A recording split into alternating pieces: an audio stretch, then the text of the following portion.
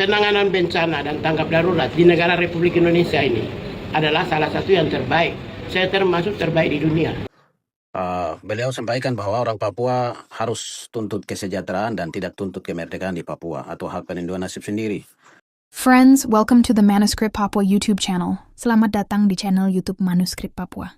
Komite Nasional Papua Barat, KNPB, menyampaikan pernyataan resmi melalui Ketua Umumnya, Agus Kosai, terkait pendekatan Menteri Hak Asasi Manusia Republik Indonesia, Natalius Pigai, dalam menangani persoalan hak asasi manusia dan konflik di tanah Papua. Pernyataan ini menjadi bagian dari dinamika politik dan dialog mengenai bagaimana persoalan HAM di Papua sebaiknya ditangani, termasuk bagaimana negara merespons berbagai aspirasi, keluhan, dan tuntutan masyarakat Papua. Kami sendiri punya data, tapi data kami itu kan gini, data pengungsi di Papua ini. Yang saya dengar LSM sampaikan saya 120.000. Terus dari pihak gereja sampaikan saya sekian ribu. Dari pihak pengamat sampaikan kepada saya sekian ribu. Dari sekian orang sampaikan sekian ribu. Sekian ribu, tapi kan semua data nggak jelas. Data itu harus sampaikan data yang valid. Ya, akurasi data itu penting. Kalau tanpa akurasi data ya nggak bisa. Kita hanya menunggu data yang pasti masuk baru. Kan pemerintah pusat ini, penanganan bencana dan tanggap darurat di negara Republik Indonesia ini adalah salah satu yang terbaik. Saya termasuk terbaik di dunia. Kita lihat Aceh, bagaimana kita nangani. Kita lihat sekarang NTT, soal pengungsi, gampang kita nangani. Tapi datanya mana? Langkah-langkah termasuk dalam Menteri Sosial, dan gampang kita akan bisa bangun perumahan, kemudian penataan pengungsi, permukiman kembali, warga-warga yang tercecer kemana-mana.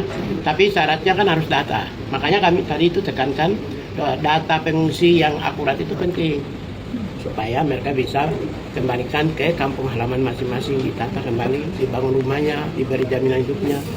Saya pikir negara mampu, tapi lagi-lagi semua kan harus berbasis data.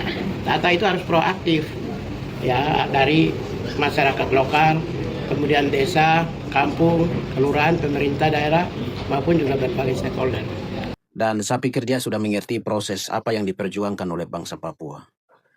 Juga dalam konteks Undang-Undang Republik Indonesia, pembukaan Undang-Undang Dasar Republik Indonesia alinea pertama bahwa sesungguhnya kemerdekaan ialah hak segala bangsa. Tidak ada kompromi bagi rakyat bangsa Papua. Kami sudah cukup menderita selama 64 tahun. Kami tidak mau perpanjang penderitaan ini lagi kepada generasi berikut. Generasi kita adalah generasi yang mengakhiri penderitaan rakyat bangsa Papua, sehingga semua kelompok yang terlibat dalam tim pendataan oleh Kementerian Hukum dan Hak Asasi Manusia, kamu berhenti. Kamu harus mendesak Jakarta supaya membuka akses internasional supaya semua jaringan lembaga-lembaga kemanusiaan yang bersifat independen dan melakukan investigasi di Papua dan mendudukkan persoalan bangsa Papua di atas meja perundingan dan akhiri konflik selama 64 tahun. Di sisi lain, pemerintah memiliki pendekatan dan kebijakan tersendiri dalam menangani persoalan HAM serta keamanan di Papua. Karena itu, perbedaan pandangan antara KNPB dan pemerintah penting dipahami sebagai bagian dari dinamika politik yang perlu dikaji secara kritis dan proporsional. Pertanyaan utamanya, pendekatan seperti apa yang paling efektif untuk membangun kepercayaan, memperkuat perlindungan HAM, dan membuka ruang dialog yang lebih konstruktif di tanah Papua? Bagaimana menurut Anda? Apakah pendekatan HAM di Papua saat ini sudah cukup menjawab persoalan di lapangan? Atau masih diperlukan perubahan strategi? Manuskrip Papua. Saya selaku Ketua Umum KNPB Pusat merespon beberapa pernyataan Saudara Natalius Pigai, Kementerian Hukum dan Hak Asasi Manusia. Dalam beberapa pernyataan yang beredar bahwa Kementerian Hukum dan Hak Asasi Manusia mereka akan membentuk tim dan melakukan pendataan ulang tentang jumlah pengungsi dan juga jumlah korban sivil akibat dari konflik bersenjata di Papua. Konflik di Papua, dan juga beliau sampaikan bahwa orang Papua harus tuntut kesejahteraan dan tidak tuntut kemerdekaan di Papua atau hak pelindungan nasib sendiri. Pertama yang perlu diperhatikan adalah Natalius Pigai adalah mantan Komnas HAM RI Republik Indonesia dan terus menyuarakan dengan lantang dan kritis terhadap kemanusiaan di Papua sesuai dengan Undang-Undang Kovenan Internasional Hak Sipil dan Politik juga tentang hak penentuan nasib sendiri atau self-determination. Beliau terus bersuara lantang dan mengkritisi kebijakan-kebijakan pemerintah sebelumnya. Dan saya pikir dia sudah mengerti proses apa yang diperjuangkan oleh bangsa Papua. Juga dalam konteks Undang-Undang Republik Indonesia, pembukaan Undang-Undang Dasar Republik Indonesia alinea pertama bahwa sesungguhnya kemerdekaan ialah hak segala bangsa. Kalau Mukadimah Undang-Undang Republik Indonesia menyatakan demikian, kemerdekaan itu adalah hak segala bangsa, maka orang Papua punya hak untuk menentukan nasib sendiri sesuai dengan Undang-Undang Kovenant Internasional juga Undang-Undang Republik Indonesia yang berlaku tentang hak penentuan nasib sendiri. Indonesia sebagai anggota PBB dan juga menjabat sebagai Ketua Komisi Hak Asasi Manusia di PBB harusnya melaksanakan kovenan dan hukum internasional yang berlaku di dalam mekanisme internasional. Jadi sekelas seorang Natalius Pigai mengatakan bahwa orang Papua tidak perlu menuntut hak penentuan nasib sendiri, tetapi harus tuntut kesejahteraan. Itu saya pikir mungkin itu juga dia dipakai sebagai alat politik kolonial Indonesia sehingga dia bisa bicara itu. Tapi saya pikir itu dia merendahkan kredibilitas dia sebagai seorang Kementerian Hukum dan HAM dan menunjukkan ketidakmampuan terhadap penyelesaian status politik bangsa Papua di Papua.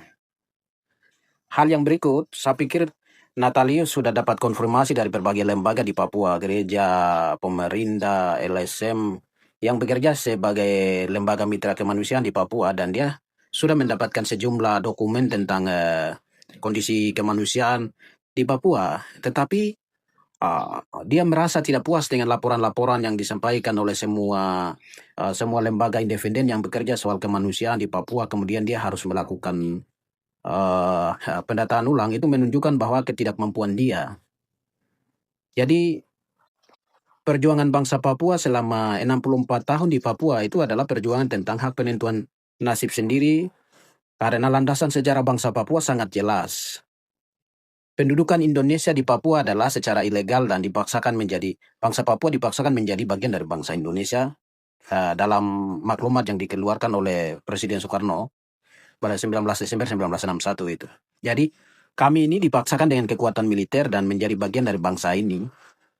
Juga dalam perjanjian-perjanjian internasional itu kan orang Papua tidak dilibatkan sebagai subjek hukum internasional dan itu dikorbankan. Jadi artinya sekelas seorang Natalius tidak bicara KKPD dalam proses seperti itu dengan kapasitas sebagai Kementerian Hukum dan HAM. Nanti orang Indonesia yang pintar menilai bahwa cara-cara seperti ini menunjukkan bahwa ketidakmampuan Natalius Pigai, putra Papua yang menjabat sebagai Kementerian Hukum dan Hak Asasi Manusia di Indonesia. Orang akan lihat bahwa Natalius Pigai itu dipakai sebagai boneka Jakarta untuk ngomong-ngomong yang tidak masuk di logis dan tidak tuduhkan akar persoalan. Sehingga kritik saya terhadap pemerintah kolonial Indonesia adalah Prabowo dan Kementerian Hukum dan Hak Asasi Manusia, Saudara Natalius Pigai, itu harusnya memberi ruang akses kepada lembaga-lembaga independen internasional yang ada di bawah pengawasan PBB untuk harus masuk di Papua untuk melakukan investigasi independen.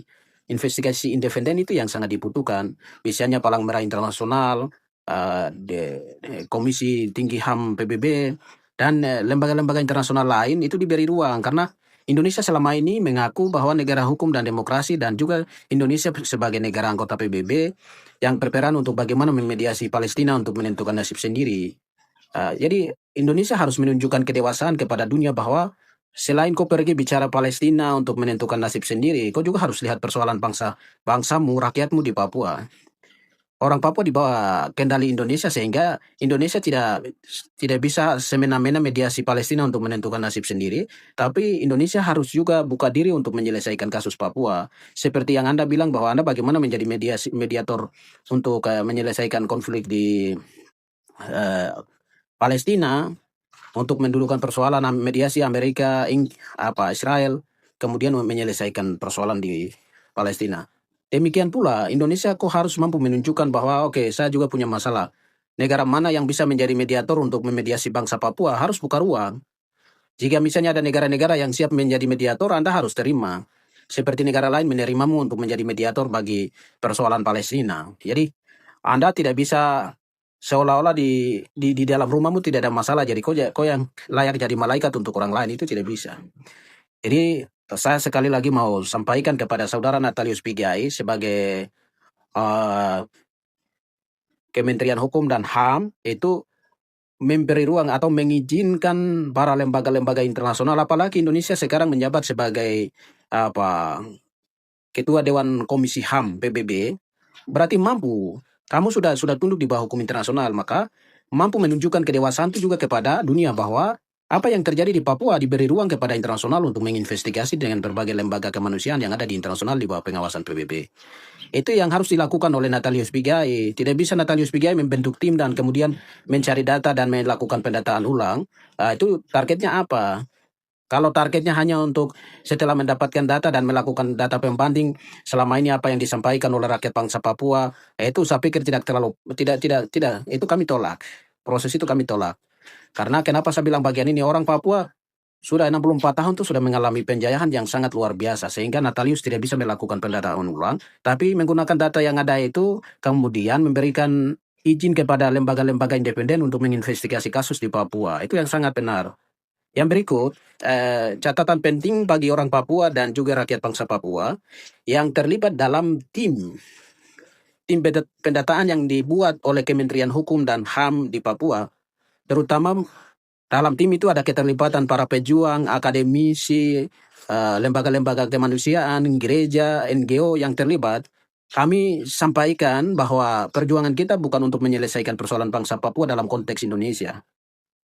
Karena perjuangan kita adalah perjuangan hak penentuan nasib sendiri yang dijamin di bawah yurisdiksi hukum internasional, dan kasus Papua adalah kasus hukum yang perlu diselesaikan melalui mekanisme internasional dan dalam yurisdiksi hukum internasional. Sehingga para pejuang dan juga lembaga-lembaga kemanusiaan, gereja, NGO, tokoh adat, tokoh perempuan yang ikut terlibat dalam tim yang diinisiasi oleh Kementerian Hukum dan HAM, segera berhenti niat jahatmu terhadap rakyat Papua yang sudah menderita selama 64 tahun di Papua.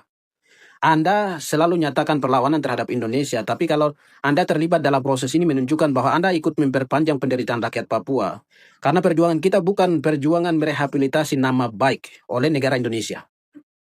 Perjuangan kita adalah melawan ketidakadilan dan harus terjadi penentuan nasib sendiri bagi rakyat Indonesia, dan kami ingin mendirikan sebuah negara seperti negara-negara lain di muka bumi ini. Kami tidak berjuang untuk ketika kami tuntut Jakarta supaya Jakarta memberikan rumah yang layak, atau bangunan rumah, kedung-kedung, bangun jalan, bangun segala sesuatu yang diinginkan oleh orang Papua. Saya pikir orang Papua tidak berjuang untuk kesejahteraan, pembangunan, ekonomi. Orang Papua berjuang untuk hak penentuan nasib sendiri selama 64 tahun. Indonesia tidak bisa membayar perjuangan bangsa Papua, pengorbanan manusia Papua dengan semata-mata tentang pembangunan. Itu yang perlu diperhatikan oleh Indonesia, pemerintah Indonesia, orang Papua yang ikut terlibat dalam tim pendataan Kementerian Hukum dan Hak Asasi Manusia. Kami keluar masuk penjara dan bayar harga, itu adalah harganya harus terjadi hak penentuan nasib sendiri atau referendum di Papua. Karena referendum terjadi 1969 itu dalam mekanisme hukum internasional, maka kembali penyelesaian juga di bawah yurisdiksi hukum internasional. Jadi kita tidak boleh keliru. Orang Papua tidak boleh keliru, kacau dengan pandangan-pandangan yang tidak jelas untuk seolah-olah kita ini ada berjuang di bawah konteks nasional Indonesia. Saya tegas bagian ini. Kami tidak berjuang dalam konteks nasional Indonesia. Kami berjuang dalam konteks perlawanan dalam yurisdiksi hukum internasional, sehingga penyelesaian juga dimediasi oleh pihak internasional yang netral atau di bawah pengawasan PBB. Itu yang perlu dikerjakan oleh kita. Jadi sekali lagi, kelompok-kelompok manusia Papua yang ikut terlibat memperkuat proses pendataan yang dibentuk oleh kelompok Kementerian Hukum dan Hak Asasi Manusia segera undur dari proses itu dan perkuat barisan perlawanan terhadap rakyat Papua. Dan KNPB secara organisasi, semua upaya yang dilakukan oleh Jakarta dalam konteks penyelesaian dalam yurisdiksi nasional Indonesia, KNPB tolak. Kami tidak akan kompromi sedikit pun. Apapun alasan, siapapun yang berkompromi silakan kompromi, tapi itu bukan mewakili bangsa Papua. Itu adalah mewakili pribadi, personal yang sedang bergerak untuk mencari makan. Titik. Tidak ada kompromi bagi rakyat bangsa Papua. Kami sudah cukup menderita selama 64 tahun. Kami tidak mau perpanjang penderitaan ini lagi kepada generasi berikut. Generasi kita adalah generasi yang mengakhiri penderitaan rakyat bangsa Papua, sehingga semua kelompok yang terlibat dalam tim pendataan oleh Kementerian Hukum dan Hak Asasi Manusia, kamu berhenti. Kamu harus mendesak Jakarta supaya membuka akses internasional supaya semua jaringan lembaga-lembaga kemanusiaan yang bersifat independen dan melakukan investigasi di Papua dan mendudukkan persoalan bangsa Papua di atas meja perundingan dan akhiri konflik selama 64 tahun. Itu yang perlu menjadi perhatian untuk kita, sehingga pernyataan ini pernyataan resmi mewakili rakyat bangsa Papua. Saya pimpinan Komite Nasional Papua Barat. Hari ini secara resmi kami keluarkan. Selamat siang, selamat beraktivitas. Tuhan Yesus berkati kita. Semoga kita akhiri penderitaan ini. Papua merdeka. Lawan. Dia nggak punya kewenangan ganti kamu. Orang itu lebih ini. Jangan, kamu kok takut banget. Jadi karena saya terpilih jadi anggota MRP, nanti periode kedua tiba-tiba SK saya tidak muncul, nanti diganggu DPRD. Emang dia bisa apa? Yang memilih saya rakyat kan?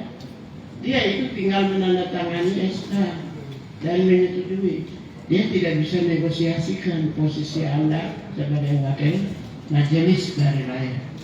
Oleh karena itu, begitu menjadi anggota MRP, perwakilan otonomi khusus adalah nilainya sama dengan pemilihan anggota DPR melalui partai politik. Kekuatannya sama. Perwakilan otonomi khusus dan MRP kekuatannya sama. Maka siapapun tidak bisa negosiasi di balik SK yang dikasih oleh Kementerian Dalam Negeri. Seringkali orang Papua ini mentalnya jatuh. Lu nggak usah kebanyakan ngomong dong, kritik-kritik pemerintah. Daripada nanti SK kamu saya tidak keluarkan atau saya tahan. Kok atur negara abal-abal kayak gini? Kan hak saya dipilih rakyat, tinggal tugasmu adalah ambil bolpen tentang. Jadi saya dikasih cap. Harus mental untuk menyampaikan kebenaran, memperjuangkan dan tata kelola pemerintahan yang bersih dan berwibawa. Lalu yang terakhir Pak pimpinan DPR dan MRP yang terhormat. Pelayanan pemerintahan di Jakarta itu gratis tanpa bayar. Jangan membiasakan antar uang ke Jakarta. Tidak ada kebijakan negara ini yang bisa dibeli dengan uang. Tidak ada kebijakan negara yang bisa dibeli dengan uang. Tidak ada. Istilah ikan puri bayar ikan hiu. Lu gila.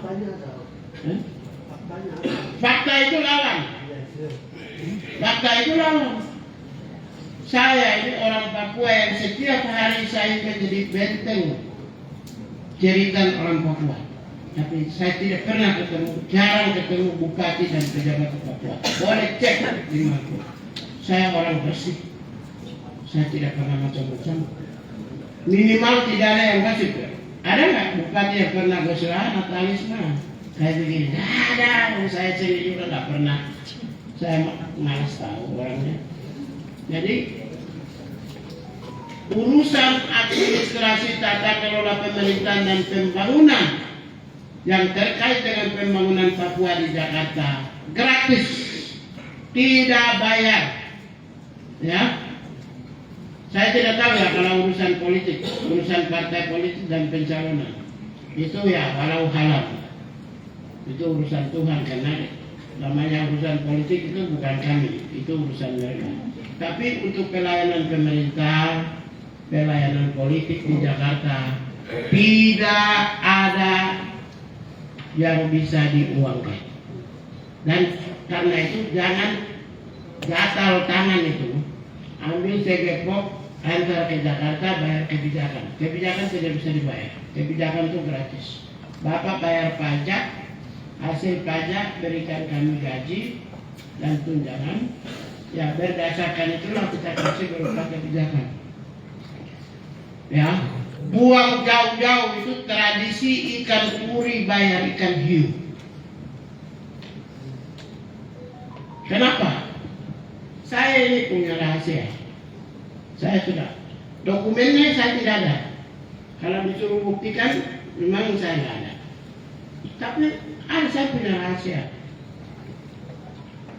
Orang Papua di Jakarta dalam alam pikiran penguasa di Jakarta, nilai sogokan orang Papua lebih tinggi 10 kali lipat dari nilai sogokan orang NTT. Urusan partai politik, Anda maju anggota DPR atau bupati wali kota. Kalau orang NTT paling tidak 100 juta. Orang Papua satu kursi 2 miliar. Kenapa?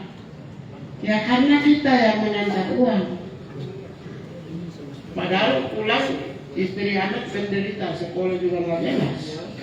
Tapi antar uang membesarkan Jakarta kita lebih hebat, luar biasa. Jadi lobby politik yang terbaik adalah kehadiran Anda, berdialog dengan bermartabat, jujur, tulus dengan penguasa di Jakarta dan yakinkan dia bahwa ini untuk kepentingan rakyat. Kalau dia tidak mau berarti orang itu jahat. Kalau dia orang baik pasti dia tidak mau mantap. Tidak harus bayar satu karton itu untuk sebuah kebijakan yang tidak terlalu penting. Ya. Saya dulu bantu Sudarsono Dirjen Otda. Saya bantu Sudarsono Dirjen Desbank hampir 4 tahun. Johermansyah Johan saya 6 tahun. Jadi saya tidak hanya Desnang Trans pegawai negeri, tapi saya juga bantu Depdagri. Saya juga bantu berbagai lembaga dan teman-teman saya para penguasa banyak. Termasuk partai politik ini juga, ketua-ketua rata-rata teman saya lama dari kuliah. Saya mendengar informasi, nilai orang Papua begitu jahat untuk bayar satu kursi anggota DPR atau satu rekomendasi partai politik untuk orang Papua termahal di Republik Indonesia. Rekomendasi dari partai politik untuk pencalonan orang Papua termahal di seluruh Indonesia. Jadi semua partai politik Jakarta jahanam, dan para penguasa di Papua yang ingin menjadi pemimpin jahanam juga. Satu, yang korban siapa? Martabat orang Papua jadi lemah, rendah. Anda cek seluruh media di Indonesia, nama saya adalah terbaik dan terbersih hari ini. Padahal 99% dalam pandangan Jakarta orang Papua adalah kotor, terutama dalam tubuh dan uang. Saya katakan cara pandang mereka dengan cara yang bersih. Ya. Saya katakan karena dalam alam pikiran Jakarta itu kalau orang Papua bawa uang selesai. Orang Papua rampok uang, makan uang. Di dalam kabinet ini saya menteri yang paling berisiko. Boleh cek di mana-mana. Nama saya masih bersih. Ini status saya. Saya katakan cara pandang mereka yang menyatakan orang Papua kotor. Saya katakan di pusat kekuasaan di Jakarta, pusat pemerintahan. Ya, sekarang dengan adanya pertemuan kita ini, minimal di Provinsi Papua Tengah, lakukan saja apa yang saya ucapkan. Nanti kita akan lihat di masa yang akan datang. Kita akan lihat perubahan demi perubahan, meskipun tidak mungkin bisa selesai cepat, karena itu tradisi. Kalau saya tanya Pak Nasion, kau bayar berapa ke partai politik? Nggak mungkin, karena dia kan otonomi khusus ya, otsus. Semoga nggak bayar ya, terutama yang pegang kekuasaan tanda tangan. dan persetujuan.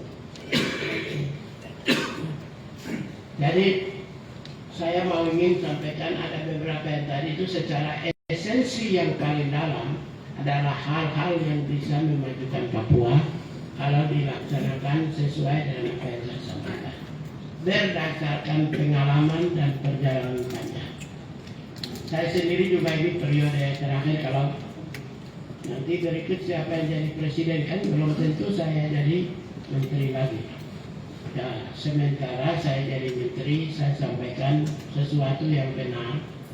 Ya, inilah yang saya bisa titipkan. Jangan pernah takut memperjuangkan kebenaran. Terakhir, ingat kata-kata saya ini tidak sama dengan kelasiman kata-kata para menteri yang lain. Ini saya ngomong, ini tidak sebagai menteri saya ngomong. Tapi inilah saya menteri saya ngomong. Mana ada sih menteri sudah sekarang semua baik adanya untuk keteraturan, kebersihan dan saya ngomong apa adanya. Ya, saya ngomong apa adanya. Saya menteri saja sudah selalu ngomong begini sampai sekarang tidak diganti. Apalagi kalian anggota DPR. Apalagi kalian anggota DPR. Diam terus. Yang tidak boleh dan dilarang negara adalah meminta Papua merdeka. Nah ingat ya, begitu Anda minta Papua merdeka, copot besok. Ya selesai. Innalillahi wa inna ilaihi raji'un. Terutama kamu yang pejabat ya. Ya kalau masyarakatnya kita nggak tahu. Itu yang tidak boleh. Kalau meminta rakyat sejahtera, adil, makmur, sehat, sentosa, emang kenapa? Kan kalian menjalankan amanat undang-undang, bukan undang-undang dasar 45. Kalian jalankan undang-undang dasar 45 itu bisa diperjuangkan, ya, dengan kata-kata, dengan tutur kata, dengan perbuatan, dengan perjuangan bisa diperjuangkan. Bukan undang-undang, tujuan pembangunan nasional bisa diperjuangkan, ya, bisa. Jadi jangan pernah takut untuk menyatakan ketidakadilan. Ya. Dengan 1-2 motivasi yang saya sampaikan ini, kalau mau dijalankan boleh, kalau tidak dijalankan dosa, karena rakyat pasti nuntut. Selama kita kasih suara, Bapak berjuang apa? Minimal mengungkapkan perasaan.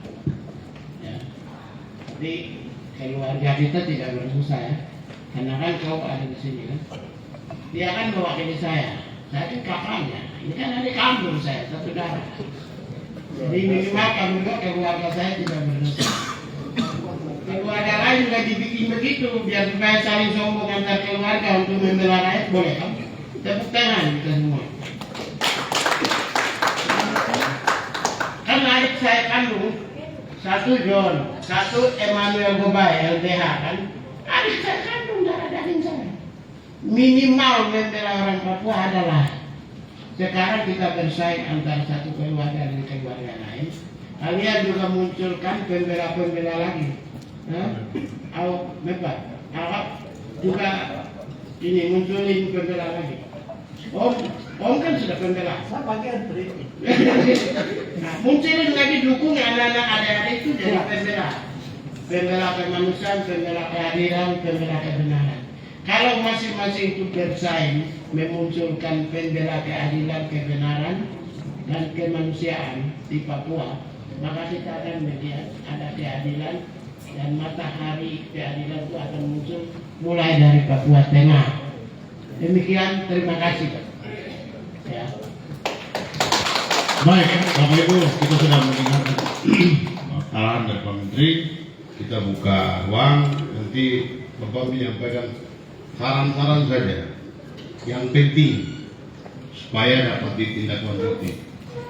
Ini Wate punya tempat. Jadi pertama saya kasih kesempatan kepada Kepala Suku Wate.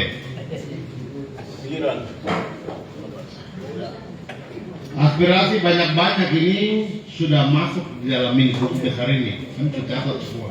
Itu siapa? Jadi nanti kepala suku Wate dulu. Silakan. Baik. Ini kan tidak ikut upacara. Silakan. Baik, terima kasih Pak Menteri.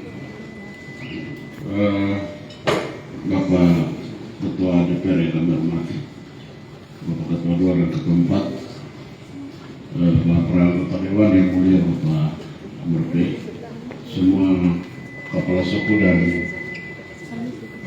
masyarakat Papua Tengah yang hadir. Sebenarnya ada hal yang sangat krusial yang ingin saya tanyakan, tapi karena tadi Bapak sudah kunci di depan, jadi tidak perlu bicara banyak. Mungkin yang kami titip adalah tentang hak-hak dasar orang yang budayanya. Ini hak-hak yang sebenarnya sangat penting untuk kita jaga sama-sama, karena jati diri dari seorang manusia itu ada di hak asasinya, tapi juga hak-hak lain yang mengikuti. Karena Tuhan tempatkan kita di masing-masing wilayah dengan hak-hak ini. Sehingga mungkin kami cukup meminta ke Pak Menteri, saya perlu singkat dan padat saja. Kami minta ke Pak Menteri untuk bagaimana memproteksi sehingga kami punya hak-hak ini tidak dicaplok sembarang oleh orang lain. Ini menjadi penting bagi kami supaya kemanusiaan Papuanya kami itu berada di sini. Saya pikir mungkin itu masukan dari kami. Terima kasih, Bapak Menteri.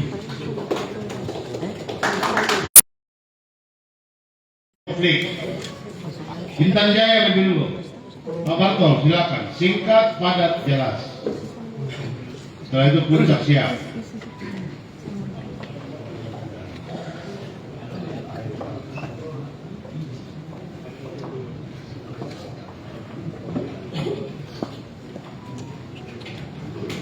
Selamat datang, selamat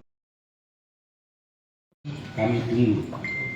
Terima kasih bagi DPR Provinsi yang sudah jadi mediasi untuk Pak Menteri bisa tukar pikiran dengan kami. Hal ini saya pikir tidak hanya satu kali ini, perlu ada tindak lanjut. Kalau berbicara Intan Jaya, pasti orang takut semua.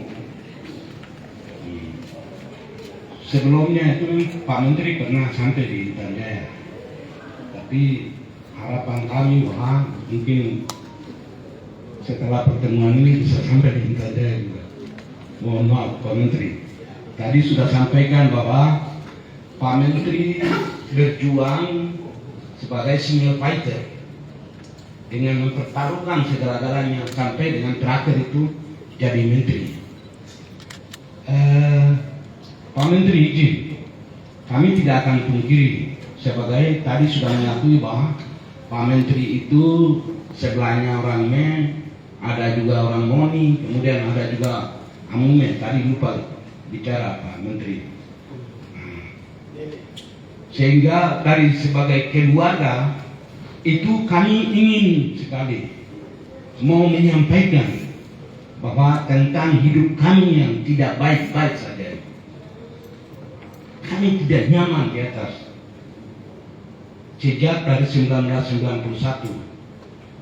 Kemudian mulai merujuk ya 2019. Kemudian itu sampai dengan 2026. Kalau data tentang kejadian dari 1991 sampai dengan 2026 lengkap kasusnya berapa, kemudian jumlah korbannya berapa, dari masyarakat sipil itu berapa, kemudian dari TPN OPM itu berapa, kemudian itu TNI Polri yang sempat laporkan kepada kami, yang kami tahu data, itu kami sudah terdata. Kemudian itu jumlah pasukan yang bertambah, pos yang sedang dibuka itu sudah ada data, karena itu bisa lihat langsung dengan mata.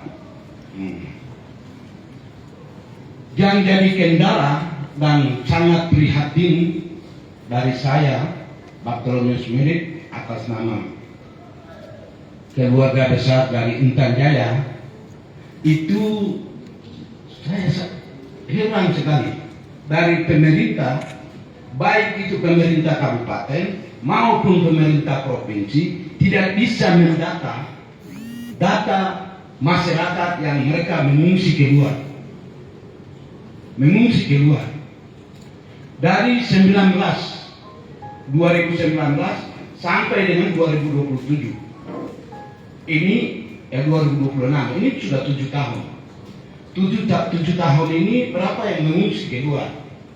Dari depan mata yang ada, memang ada gereja yang sudah kosong, kampung itu. Yang sempat saya ambil 3 gereja yang ada, 3 desa.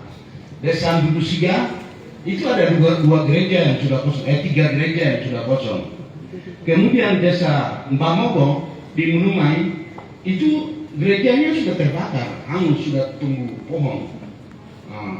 Kemudian itu ada di Danggoa, kemudian di Mbamogo.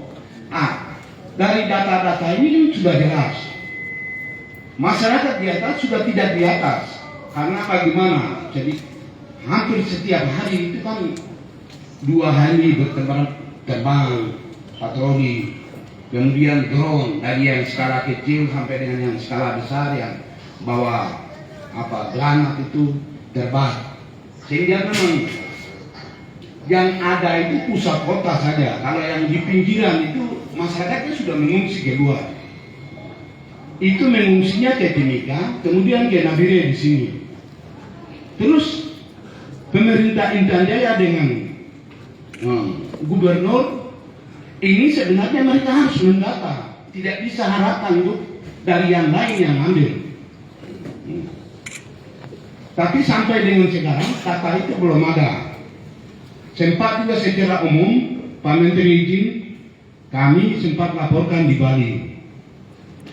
Kemudian di Bali menyampaikan untuk data, sampai dengan setelah pulang itu tidak ada data yang jelas.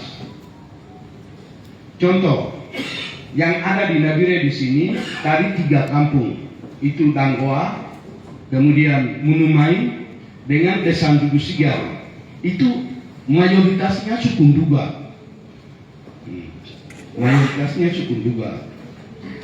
Dan yang itu ada di Nabire di sini 9 titik di sekitar Kali Susu, Kali Harapan, Karangmulia, Kampung Kerbaya, Jayanti, Wadio, Kaladiri ini. Dari yang data yang saya mendata dari 3 kampung ini, itu 391 orang. Dari yang 391 orang yang masih hidup, sedangkan 80 orang meninggal.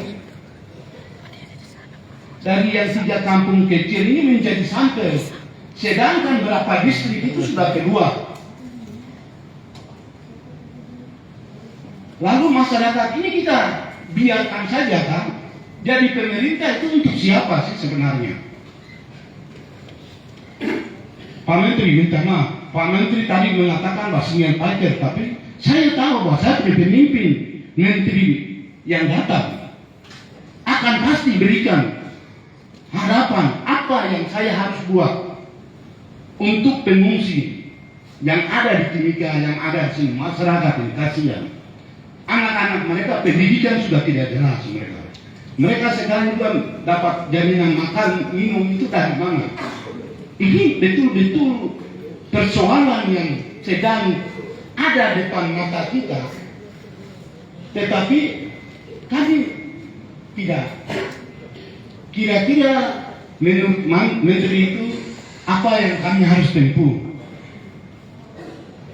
Sebagai keluarga, kira-kira jalan terbaik yang kami harus tempuh itu seperti apa? Tolong sampaikan supaya ada kami perwakilan dari Intan Jaya itu banyak yang ada di sini. Sehingga petunjuk dari Pak Menteri itulah yang kami mau kerja. Terima kasih, waktu saya kembalikan. Mohon maaf. Ya, selanjutnya dari Puncak karena masyarakat belum ada, nanti diwakili oleh Pak yang terhormat Pak Anies Baswedan. Sekretaris Pansus kemarin waktu konflik Puncak bersama dengan pimpinan DPR sudah lakukan kerja-kerja kami di tingkat Pansus. Data sudah lengkap, kami sampaikan, kami mandat Pak di DPD RI. Di DPD RI, pimpinan DPD RI terima kami. Selanjutnya itu langsung mau Menhan, Menteri Panglima dan Kapolri, ini kan bukan jajaran kami lagi, ini jajaran kami. Dan kami butuh data yang sudah kami rampungkan itu mau kasih ke mereka dan lapang RDP. Sampai hari ini tidak ada yang bisa membantu kami, Pak. Intan Jaya, Puncak, dan Nukiai terakhir kami lakukan kasus. Baru mentok ke sana, tidak lama lagi terjadi penembakan lagi. Masyarakat sipil di mana-mana. Nah ini saya yang terus akan terulang kapanpun dan dimanapun. Dan saya sudah capek Pak, saya masih muda, tapi saya sudah capek untuk urus barang ini. Karena saya kira ini sama terus. Tidak bisa kita dapatkan ini. Pak Menteri kalau bisa jujur, kita di Papua itu tidak ada pabrik senjata. Betul Bapak? Betul tidak? Betul. Masa kecil-kecil aja kita mau ini, kalau kita mau bisa deploy aja ke luar negeri Pak. Di Sudan atau mau di United Nations mau kemana silakan. Penyerapannya di sana, jangan di sini.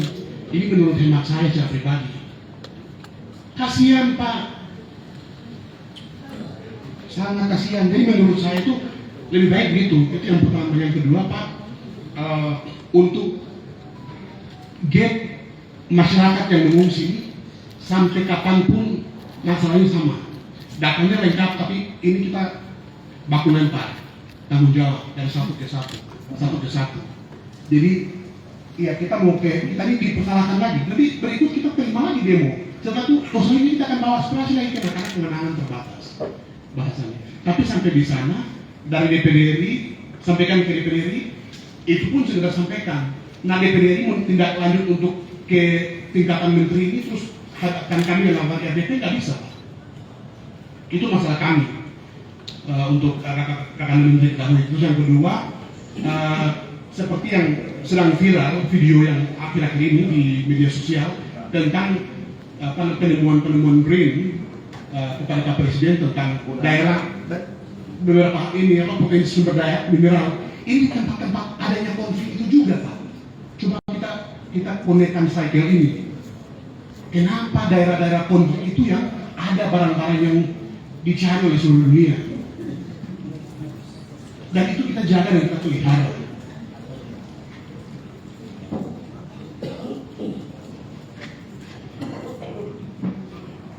Jadi ini yang saya jujur satu dari poin saya sampaikan karena memang kakak tadi sudah sampaikan aja. Jadi tidak ada yang harus ditutupi. Itu yang saya sampaikan. Jujur kakak lebih ketahui dan paham. Tadi kita harus sampaikan bahwa oke lah, kakak tidak punya tanggung jawab moral sebagai putra Papua dan kebanggaan kami masyarakat Papua ada di kakak. Meskipun kakak mungkin mengatakan bahwa I'm single fighter, I'm doing this on my own, I'm getting this on my own. We are proud of you, and for that kita sedang sampaikan hal ini. Ya, jadi tolong saya mungkin lebih baik keluar dari politik terus kerja profesi saya jadi pilot aja, enjoy. Tidak usah bicara politik. Saya sudah capek, muda kerja politik. Hari ini saya jadi capek sendiri Pak, karena ujungnya mentok terus. Where shall we go next? If it is not now, when? If it is not you, to whom?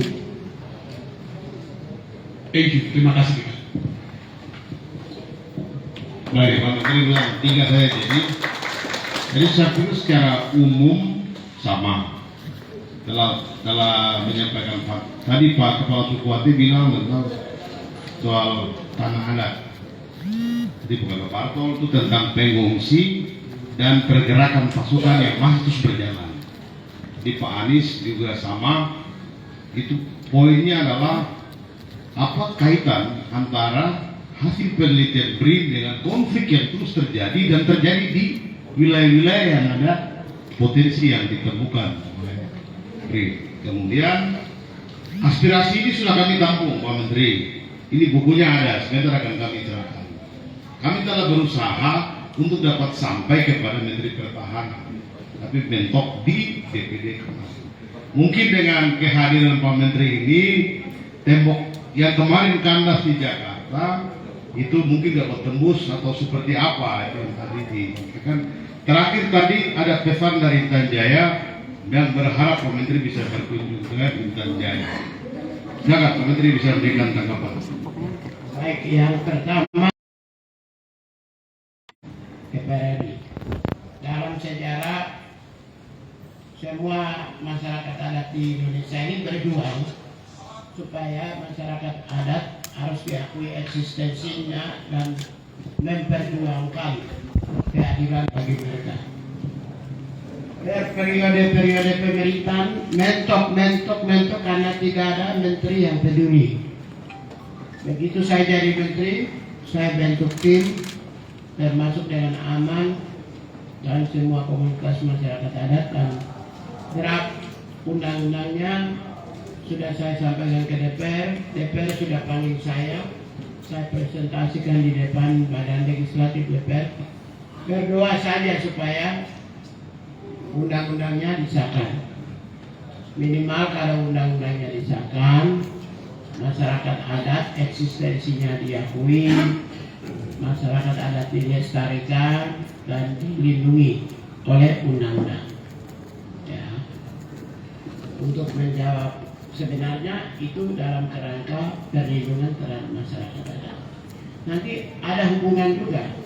Undang-undang masyarakat itu disahkan, bagaimana hubungan masyarakat adat dengan tempat tinggal dia, dengan lingkungannya, dengan sumber daya alam di sekitarnya, dengan pembangunannya, hubungan dengan pemerintahnya, hubungan dengan pengambilan keputusannya. Jadi semua nanti di situ tercover. Dan saya sudah sampaikan ke Badan Legislatif DPR, dan dalam sidang kemarin sudah dipanggil, saya presentasi, dan kita tunggu saja, mudah-mudahan seluruh partai politik menerima draft mengesahkan masyarakat draft ini menjadi undang-undang masyarakat adat. Itu tidak hanya Yeri Siam, tidak hanya Wate, tapi seluruh masyarakat adat di Indonesia, termasuk nanti di wilayah konflik, masyarakat adat wilayah konflik. Bagaimana dalam konteks perang, maka bagaimana perang itu tidak boleh lagi masuk mengganggu eksistensi dan kondisi masyarakat yang berada di wilayah masyarakat adat. Semua, kalau ada pengelolaan sumber daya alam, maka bagaimana pengelolaan sumber daya alam itu harus disetujui, diterima, dan menjaga eksistensi masyarakat adat. Nanti undang-undang ini akan bisa melindungi semua suku yang ada di Papua, yang masyarakat adat, ya. Termasuk pengakuan terhadap sertifikasi komunal, tapi tata cara pengurusan sertifikasi masyarakat adat ini harus melalui persetujuan panitia masyarakat adat daerah, kabupaten, kota, provinsi, dan pusat. Untuk memperjuangkan ketidakadilan yang dihadapi oleh masyarakat adat, kalau terjadi masalah nanti akan diproses melalui Komisi Nasional Masyarakat Adat. Ya. Nanti ya salah satu tokoh dari Papua bisa masuk jadi anggota komisi atau ketua komisi masyarakat adat kalau itu pembentukannya undang-undang disahkan. Nanti setiap kabupaten, kota, provinsi menyiapkan panitia masyarakat adat yang terdiri dari mewakili semua. Jangan orang Me banyak, karena Me Pago dari Me suku Me 5 orang, boleh satu aja. Nanti yang Me ada, Moni ada, Dani ada, yang Jeresia ada, Wate ada. Dari panitia-panitia yang nanti masuk itu sebaiknya akomodir satu aja, tidak usah satu suku dua, nggak usah, ya nggak usah Saya ini menteri tapi adik kandung saya aja nganggur, adik-adik saya tidak ada yang jadi pegawai, saya juga masukkan. Saya itu orang yang tidak bangga karena saya menteri, terus keluarga saya jadi pejabat semua. Itu tidak terlalu penting, ya, tidak terlalu penting. Jadi korupsi dan nepotisme itu nggak bisa. Kalau hanya bisa satu suku bisa diwakili oleh satu orang, emang kenapa? Terus kalau suku kamu 5 orang, terus kamu bangga begitu? Kenapa bangga? Karena kamu suku Me 5 orang anggota, kamu suku kecil 1 orang anggota, terus apa? Tujuannya apa? Mau menunjukkan bahwa keluarga kami, suku kami yang hebat, sehingga kami menjadi pemimpin. Jadi yang begini-begini harus dihindari. Saya ingin undang-undang ini hadir, saya ikut menghadirkan undang-undang itu di Republik Indonesia, tujuannya untuk mengakomodir seluruh kepentingan masyarakat adat. Nah, itu yang pertama. Yang kedua, dari Mepat, sama juga, tapi ada spesifik ya. Saya memang dari dulu saya minta data, fakta, informasi tentang peristiwa apapun yang terjadi di wilayah. Kenapa saya selalu minta data, fakta, informasi, data tentang pengungsi? Kasih. Kalau ada gereja yang diduduki oknum lain, kasih tahu gereja mana di mana. Terus kalau ada sekolah SD yang diduduki ditempati oknum lain, kasih tahu sekolahnya. Ya. Puskesmas yang diduduki ditempati orang lain, kasih tahu. Jangan cuma menyampaikan pernyataan verbal. Ada gereja-gereja diduduki, ada puskesmas diduduki, ada sekolah diduduki. Mana sekolahnya? Sekolah mana? Foto. Nah, mana foto? Semua bukti dilampirkan. Kalau semua bukti dilampirkan, terus kalau ada yang pengungsi, kasih tahu pengungsi di mana lokasinya, mereka di mana, mereka ungsi kemana, jumlahnya berapa, identifikasi. Begini, Mepat. Nah, ini saya akan tahu ke orang Papua. Kita bicara masalah Papua tentang politik. Itu politik Papua itu ditentukan oleh politikus Republik Indonesia, yaitu Presiden sebagai kepala eksekutif, MPR, DPR. Itu saja tidak cukup. Ya, 13 ketua umum partai tidak cukup juga. Tokoh-tokoh nasional belum cukup. Purnawirawan pensiunan jenderal. Jadi nasib politik Papua ditentukan secara bersama oleh politikus Indonesia. Ya. Jadi kita yang pemerintah ini tidak usah berbicara politik. Kita tidak bisa merubah sikap politik Jakarta terhadap Papua. Yang kita bisa lakukan itu, siapa yang dibunuh, siapa yang terbunuh, siapa pembunuhnya, dari kesatuan mana, dihukum, diproses, dipecat, dicopot. Inilah yang kita mampu lakukan. Jadi sesuatu yang kita tidak mampu lakukan, jangan terlalu jauh berpikir. Yang bisa kita lakukan adalah gereja mana yang ditempati oleh aparat, difoto, divideokan, dilaporkan ke lembaga A, lembaga B, lembaga C. Bila perlu siapkan pengacara, laporkan ke kejaksaan, kepolisian, komisi kepolisian, komisi kejaksaan, atau lembaga-lembaga lain, kementerian lembaga. Ini hanya kasuistik, kasus-kasus yang dihadapi oleh rakyat sehari-hari, itulah yang bisa kita selesaikan. Bisa kita selesaikan. Ada yang dibunuh, pelakunya difoto, Korbannya dipotong, dibuktikan tanggal berapa, jam berapa, di mana, disaksikan oleh siapa. Ada video. Orang itu dilaporin. Inilah kemampuan kita untuk menciptakan minimal membantu rakyat. Tapi kalau kita minta evaluasi kebijakan politik negara, nggak bisa. Negara ini sudah menentukan NKRI. Untuk menyatakan NKRI evaluasi itu, yang tadi saya bilang itu, seluruh komponen bangsa mengambil keputusan.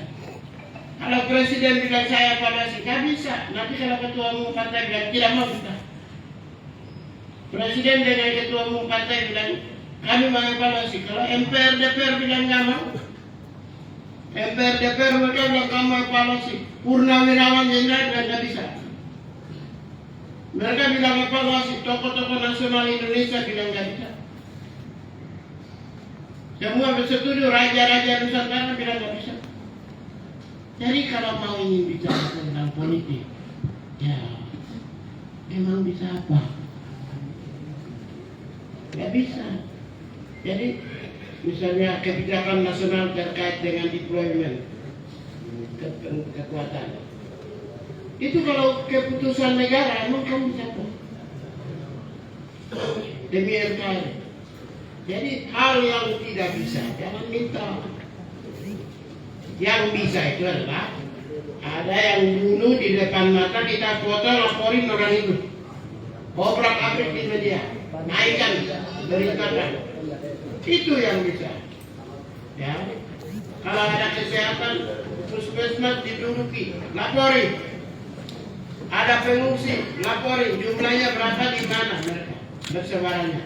Kamu ngotot juga nggak masalah, laporin. Laporin ini kamu sudah bukti. Kenapa takut? Kan dari dulu saya minta pengungsi mana, katanya. Itu soal pengungsi saya mau kasih. Saya sudah komunikasi dengan Menteri Sosial. Seluruh kementerian lembaga siap bantu. Masalahnya data. LSM bilang sekian ratus ribu pengungsi, gereja bilang sekian ratus, sekian, politikus bilang sekian, ya. Semua ungkapan semua orang Papua ini, baik itu pemerintah maupun pihak-pihak civil society, jumlah pengungsinya banyak, fakta ada, datanya mana? Padahal pengungsi ini gampang, begitu data di saya, tinggal saya verifikasi, turunkan tim, di mana, setelah verifikasi tinggal undang Menteri Perumahan Rakyat, Menteri Sosial, gampang, ini mah sangat kecil sekali. Tapi Bapak Ibu yang digaji, dikasih jabatan oleh negara, oleh masyarakat, digaji oleh negara, apakah ikut membantu? Begitu kita nangani pengungsi, apakah Anda adalah disebut sebagai anti NKRI? Nah, tidak ada. Ini saya menteri yang justru kamu dianggap orang baik, hebat, pahlawan kemanusiaan. Karena negara ini ada untuk tidak boleh ada yang menderita, tidak boleh ada yang sakit, tidak boleh ada yang haknya dilalui. Jangan pernah berpikir dan membayangkan bahwa demi NKRI kita bunuh orang. Ada, tidak ada. Tidak ada sedikit pun. Hanya mental kita terlalu lama diinjak-injak. Kita berada di wilayah tekanan sehingga mengungkapkan itu susah. Dulu waktu saya muda, saya mau menyampaikan cinta kepada seorang perempuan. Itu susah sekali. Ada teman saya yang mau menyampaikan sesuatu kepada orang lain, dia mampu dulu. Saya membayangkan begini, karena dia terlalu lama ditekan mental, sehingga dia mampu otaknya dibunuh dulu, dilalu dulu, baru dia mental ini harus dilawan sebagai kaum intelektual. Saya bisa berjuang, saya bisa berjuang untuk orang kecil. Jadi kita tidak usah terlalu berpikir sesuatu yang besar. Contoh, ini kan buka-bukaan aja. Bapak Ibu kan menginginkan tentara tarik kan? Oke, saya mau tanya. setelah tentara ditarik siapa yang jadi NKRI di Papua? Eh?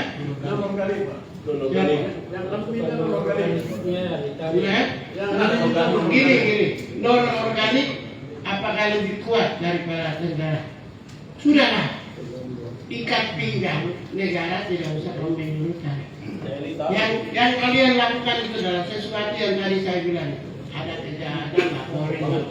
Karena itu Papua ini saya ngomong, Papua ini dijaga, NKRI ini dijaga oleh tentara dan polisi.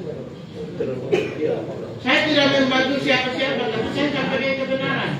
Itu sama dengan ikat pinggangnya NKRI di Papua itu tentara dan polisi. Sama dengan kamu suruh buka ikat pinggang. Mau nggak saya jujur apa adanya? Mana sih pagar rumah disuruh bongkar pagar? Mungkin kamu tidak, kalian mungkin tidak enak dengar. Mana sih kandang ayam disuruh kandangnya dibongkar? Mana sih? Ini loh filosofi ya. Akan lepas mikir pinsapannya.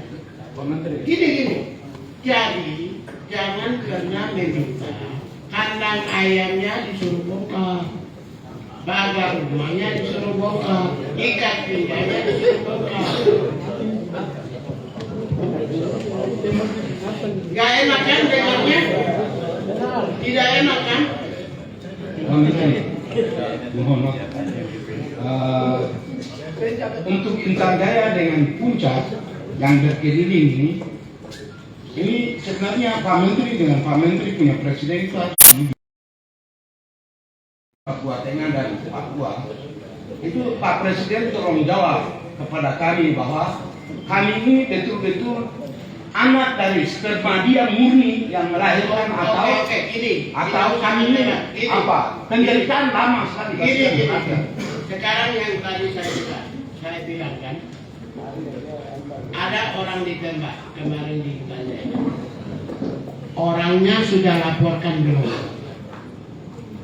15 orang atau sekian orang di Puncak dilaporin, ditembak mati.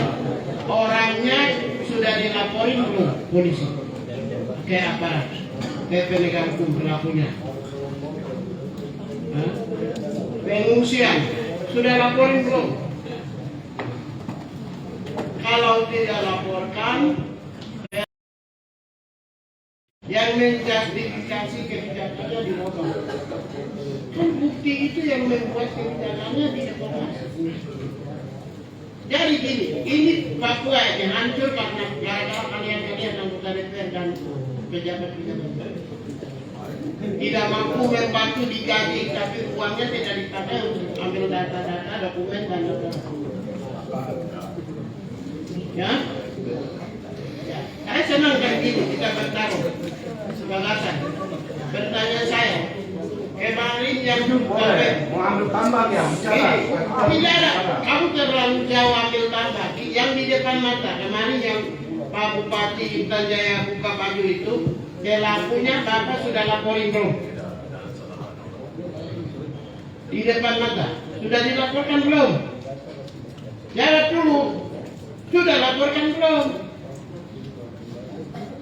Ya kalau bilang kayak gini, inilah cuma debat. Jadi maunya Bapak Ibu ini mewakili daerah-daerah kabupaten-kabupaten yang ada di wilayahnya dijaga dengan masyarakat dibantu advokasi. Itu maksud saya. Masing-masing daerah dijaga membantu advokasi. Negara kita ini ada negara hukum, ada peradilan militer, ada peradilan sipil. Pelaku siapapun ada. Kalau polisi yang salah, laporin ke peradilan. Ada Kompolnas, ada Propam. Pertanyaannya, bapak-bapak itu kan mewakili masing-masing kabupaten sudah melaporkan belum? Ya, kalau tidak pernah laporkan hanya berteriak, itu sama dengan maaf ya bahasa kasarnya. Ya, sesuatu yang ujung-ujungnya tidak menghasilkan apa. Hanya enak aja sekitar 5 menit.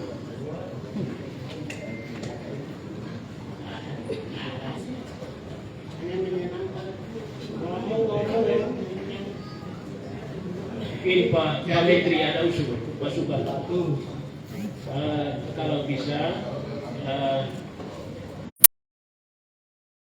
Papua itu atas persetujuan DPR RI. Kalau DPR RI Ini silakan. Bapak tidak usah berjuang sesuatu yang besar yang tidak bisa kita hasilkan. Kita bikin yang depan matanya. Kemarin di Dogiai, dari wakil dari Dogiai, kamu bermain advokasi lain. Ada nggak? Dari Intajaya, peristiwa-peristiwa yang dialami, membela. Nanti gini, di pengadilan itu seluruh kasus itu diputuskan pengadilan itu menjadi satu kesatuan dokumen. Ini terjadi kejahatan, tolong dievaluasi. Itu baru bukti yang kuat, otentik, bisa dipertanggungjawabkan. Itu cara beradvokasi yang baik. Tapi kalau kamu minta negara harus begini, rombak ini, evaluasi ini, undang-undangnya begini, aduh, kamu terlalu memikirkan sesuatu yang besar. Politikus Jakarta, partai oposisi itu berbusa-busa pagi siang sore, tapi tidak bisa juga. Mereka bisa merubah. Bagi kita adalah yang di depan mata kita ikut merubah dengan mengumpulkan bukti, fakta, data, informasi untuk advokasi masyarakat kecil. Ini saya bicara karena saya ada di wilayah konflik. Kalau saya ada di provinsi lain tidak mungkin saya ngomong. Ini tujuannya membantu untuk menjaga masyarakat, memberi keadilan bagi masyarakat. Tadi malam saya sudah mengusulkan pembentukan kejaksaan di daerah Paniai dan Mulia atau di Ilaka. Supaya apa? Kejaksaan ini tinggal kalian ada kejaksaan, ada jaksanya, ada hakimnya. Tapi kalau pembelanya nggak ada, ya rakyat bisa dapat apa? Yang terpaksa untuk melaporkan kasus ke Nabila lagi ke Timika. Maka tadi malam saya mengusulkan karena Ketua Pengadilan Negeri Nabila mengusulkan pembentukan kejaksaan, sehingga saya mengusulkan pembentukan kejaksaan di Paniai, Dogiai salah satu untuk cover wilayah situ, kemudian Puncak, Jaya, Mulia dan Ilaga salah satu ditentukan. Dengan demikian kalau rakyat itu menderita, mengalami kesulitan, ketidakadilan, ya masyarakat bisa berjuang keadilan. Pertanyaannya, hakim pasti ada, jaksa pasti ada, polisi pasti ada. Sekarang pembelanya siapa untuk masyarakat? Pengacaranya siapa? Yang mengadvokasinya siapa? Tadi malam saya sudah ngomong di media, sudah bisa baca. Coba cek di antara itu saya ngomong. Nanti di Jakarta saya kirim surat ke Jaksa Agung.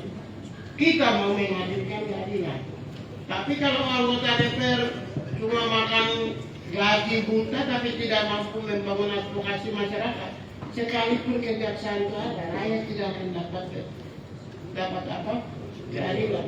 Karena ini namanya criminal justice system. Itu ada check and balances. Satu orang yang memperjuangkan keadilan, satu itu adalah yang dituduh atau tertuduh, satu itu menilai, dan satu mengambil keputusan. Jadi ini satu kesatuan. Kalau civil society tidak kuat, pengacaranya tidak kuat, memang bisa. Anggota DPR yang tidak mampu membantu rakyat itu. Yang kemarin Pak Bupati buka baju aja, kalian tidak mampu melaporkan pelakunya. Sederhana kita bicara. Saya menantang Bapak Ibu sekalian. Ini saya menantang karena saya lebih dari 30 tahun jadi mengadvokasi ketidakadilan rakyat. Cara mengadvokasi yang benar ini yang saya sampaikan. Dan itu kamu bukan disintegrator. Kamu bukan pengkhianat negara, justru negara senang ketika kalian itu hadir untuk membela rakyat. Kan tadi saya bilang yang tidak boleh adalah menyatakan kami mau merdeka lepas dari ini. Tidak boleh. Nah, itu sama dengan menentang. Kalau yang lain itu boleh, tidak masalah. Apa sih salahnya? Namanya membela orang. Undang-undang melindungi dasar hukum dan sehat. Tadi ada pertanyaan di Papua Tengah. Ada hubungan antara pendopan pasukan non-organik banyak-banyak ini dengan blok Wabu, dan yang terakhir itu adalah hasil penelitian dari BRIN. Walaupun ya Pak Bartol ya, kita sudah ketemu Menteri ESDM kan, izinnya nggak ada, belum ada. Clear. Jadi Pak Menteri tadi sudah disampaikan bahwa kehadiran pasukan non-organik itu demi menjaga pagar NKRI. Oke, itu di satu sisi. Satu sisi itu yang kita selalu mereka apa? Kasih pulang aja ke Jakarta sana. Mereka ada yang bikin rusak Papua di sini. Apakah ada hubungan antara rencana blok Wabu, sekarang ada temuan cadangan-cadangan mineral baru dengan pendopan pasukan yang lancar ini? Begitu Pak Menteri, ini mohon. Izin Pak Ketua, mungkin sekalian ya. Izin Pak Menteri, di dalam kita berbangsa dan bernegara itu, negara Indonesia itu sudah berhasil meredam konflik-konflik seperti di Papua. Contoh konflik di Aceh itu bisa selesaikan antara GAM dengan Indonesia di Helsinki. Sementara di Papua itu kejadian dan persoalan dari tahun 60-an sampai hari ini, kami belum lahir juga, masalahnya ada. OPM yang disebut ini dari dulu sampai hari ini ada. Presiden ganti presiden itu ada. Tapi yang harapan masyarakat hari ini itu bagaimana negara Indonesia, Bapak Presiden bersama dengan kelompok-kelompok yang berseberangan ini, mungkin izin Bapak Menteri untuk tempatkan Bapak di kementerian ini, sehingga Bapak mungkin bisa mendorong kelompok-kelompok yang perlawanan ini bisa duduk dalam satu perundingan, mungkin selesaikan. Ini baru akan selesai masalah. Tapi kalau ini belum, dan setiap hari masyarakat mati, ibu mati, anak mati, pasti akan ada. Kita akan ketemu lagi. Sehingga saya mohon, Bapak sampaikan ini. Sekarang saya mau sampaikan. Ini pernyataan saya ya, pribadi. Pernyataan saya terkait ini perdamaian abadi di Papua. Ya. Mau nggak mereka dirikan partai politik? MK sudah tua. Enggak, ini saya mau nanya. Kami sudah siapa? Enggak, Anda mewakili siapa? OPM bukan? Orang asli Papua. Kalau nggak bisa. Ini dari saya. Tapi kalau ada keputusan di perundingan seperti Aceh. Ya, kalau Anda tidak bukan TPN OPM, jangan. Sekarang pertanyaan saya, mau nggak dirikan partai politik? Nah, itu bicara di perundingan antara kelompok-kelompok ini. Ya, ini kan bahasa saya. Siap. Kalau Anda bukan mewakili mereka, jangan ngomong. Ini pertanyaan ini saya jawab. Mau nggak dirikan partai politik? Ya. Ini lebih maju loh daripada sebelumnya. Ya. Saya yang ngomong sebagai menteri, mau nggak kamu dirikan partai? Mana ada menteri yang bisa ngomong melampaui orang lain? Menteri yang lain itu hanya takut setelah itu saja. Ini saya ngomong terlampau jauh. Emang kamu bisa? Kamu bilang bisa, tapi mental kamu belum sampai. Ini saya ngomong, mau nggak kamu dirikan partai politik? Sekarang gini, ada nggak gelang, pakaian, baju yang mereka ditangkap? Ada nggak ditangkap selama bertahun? Sampai hari ini tidak ada. Ya. Apa perlu saya ngomong? Saya bukan orang yang pernah mencari nama. Kamu caci maki pagi saya siang sore pun saya itu tidak akan pernah mencari saya. Tapi saya lakukan sesuatu. Sekarang pertanyaan kedua, Mau nggak kamu dirikan partai politik? Ini usulan saya pribadi loh. Nanti saya dimarah oleh siapapun beramat saya. Ini kita ajak mereka bikin partai di tempat perundingan itu. Jadi maksud saya, sudahlah sesuatu yang ada, kita tidak usah. Kita bicara dulu yang di depannya tadi. Jadi advokasi masyarakat ketika mereka mengalami kesulitan. Yang gampang di depan matanya. Jangan kita terlalu ekspektasi jauh untuk merubah kebijakan nasional bangsa. Kebijakan negara ini harus ditentukan oleh seluruh komponen bangsa Indonesia mengambil keputusan yang adil dan kita boleh mengungkapkan.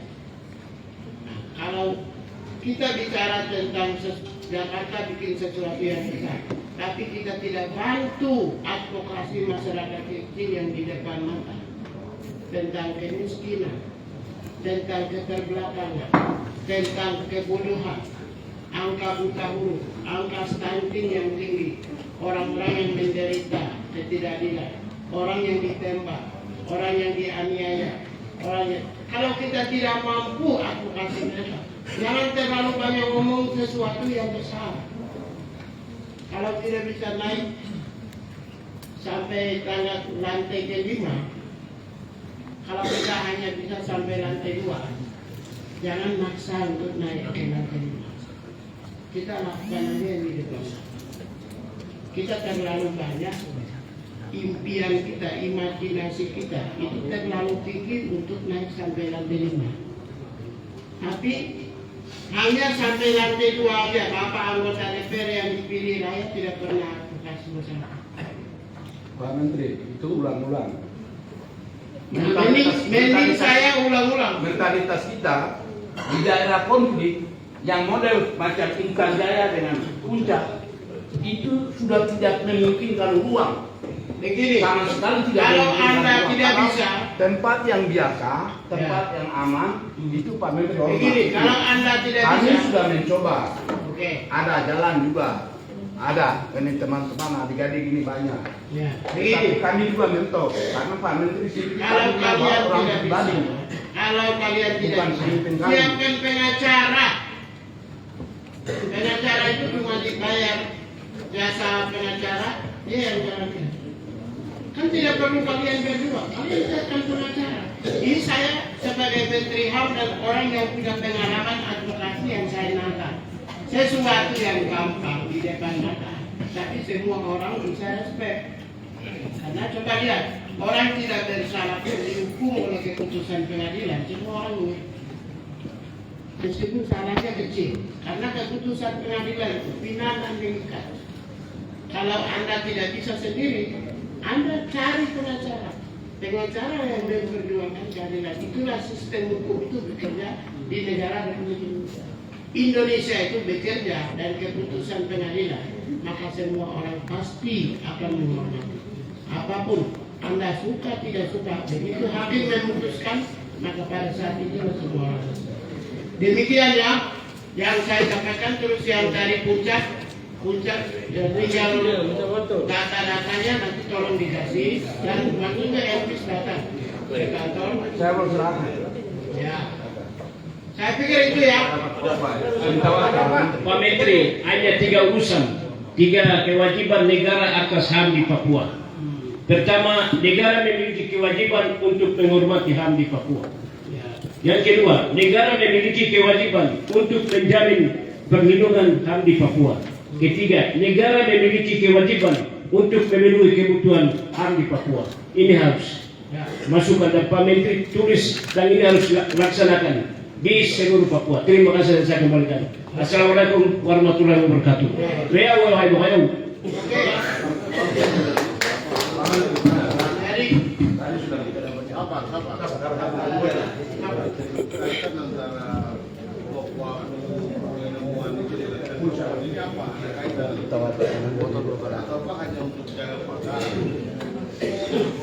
Kalau yang itu kan saya mesti tidak belum masuk kita belum tahu. Kalau hubungan antara sumber daya alam ya itu saya tidak belum, kan itu baru pernyataan juga. Selama ini ini kan opini-opini aja.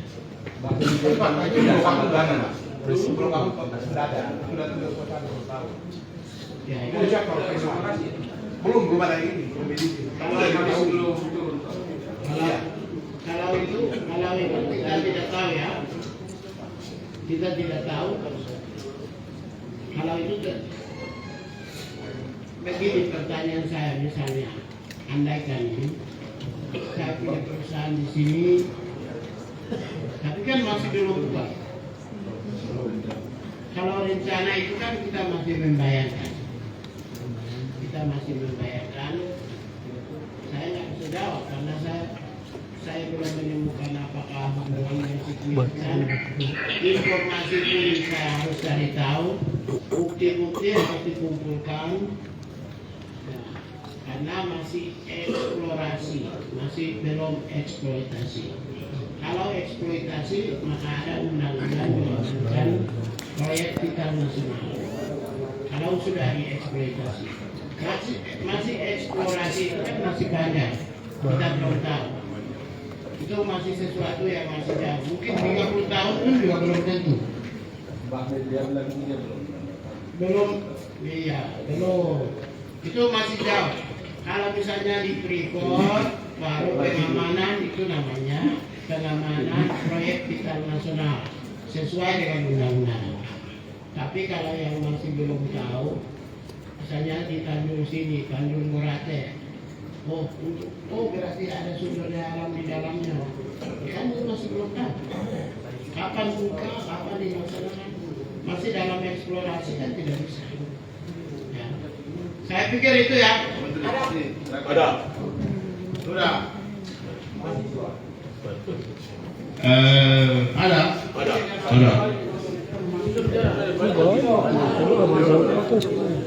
Menteri bisa sampai jam berapa? Singkat aja ya. Ya, Bapak bicara singkat saja ya. Siap. Ya, Bapak jadi pembicara lagi karena tadi udah pernah kepala suku. Siap. Oke, Begitu. oke, terima kasih.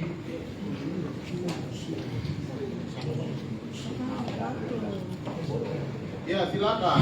Singkat saja, jangan jadi pembicara. Poin-poin saja. Oke, terima kasih waktu yang diberikan kepada saya. Perkenalkan nama saya Musa Boma. Oh iya, itu dia. Selamat datang Pak Menteri. Pak Menteri, setiap manusia yang ada di muka bumi ini diciptakan dari tanah. Usah, jangan pot baik. Ya, Poin. siap. Jadi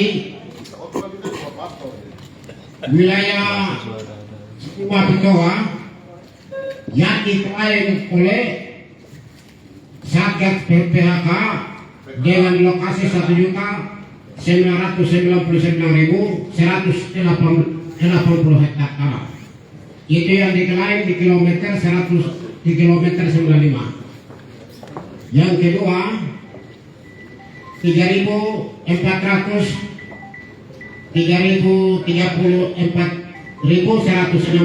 tanah. Saya bertanya pada forum ini, pada kesempatan ini kepada Pak Menteri, apakah ada aturan yang mengatur tentang boleh menyerobot tanah milik masyarakat adat oleh TNI? Karena tanpa koordinasi pihak PHK, Satgas TNI masuk menyerobot tanah wilayah Sembapitoa. Oleh sebab itu, hal ini saya sebagai penanggung jawab aksi pada tanggal 10 kami demo di kantor DPR Papua, dan aspirasinya kami sudah sampaikan ke DPR, dan itu yang saya boleh dapat sampaikan. Kalau bisa Pak Menteri tolong perintahkan agar pihak PHK itu tidak boleh merampas tanah hak masyarakat adat Sembapitoa, karena tanah dirampas kami tidak ada harapan hidup. Negara jangan klaim sana sini, PSN dikelola, tanah di mana-mana diambil, masyarakat punya mata pencarian sudah tidak ada. Tanah ini mama kami, dan tanah Papua bukan tanah kosong. Jangan klaim sana sini, tanah kami tidak akan dikasih kepada pihak investor dan kepada pihak Satgas TNI. Terima kasih. Itu yang saya boleh dapat sampaikan atas perhatian. Terima kasih banyak. Mahasiswa ada? Silakan. Adik. Jangan orasi, singkat saja. Baik, terima kasih atas kesempatan kepada kami mahasiswa. pertama-tama yang kami hormati Bapak Menteri. Yang kedua, menjadi tantangan saya, menantang untuk Bapak bahwa Bapak siap bentuk tim dan siap dulu ke wilayah konflik tidak. Karena Bapak bukan tadi alasan-alasannya tadi ada jelas sekali. Siap dulu di wilayah konflik ya. Nah ini saya tidak sebut tapi bahwa dengan itu dan dengan puncak tidak. Kalau Bapak siap besok kita sama-sama dulu ke lapangan. Kalau Bapak menganggap bahwa itu memang opini, berarti kami akan dulu lapangan ke sama-sama. Kenapa saya mengatakan demikian bahwa lebih khusus di Intan Jaya ini dengan apa? Penempatan pos militer mengulangi 33 pos militer. Tidak itu dari Paniai, Degiai, Dogiai, kemudian Puncak dan Timika. Ini khusus di Papua Tengah. Belum itu lagi dari Papua Pegunungan dan kabupaten lain. Jadi atas nama mahasiswa dan rakyat saya mendesak kepada Bapak bahwa satu poin Bapak terus sampaikan kepada Menteri Pertahanan dan Presiden RI segera itu bendungan Panglima TNI Pangkol Wilhan wilayah 3 segera buatkan.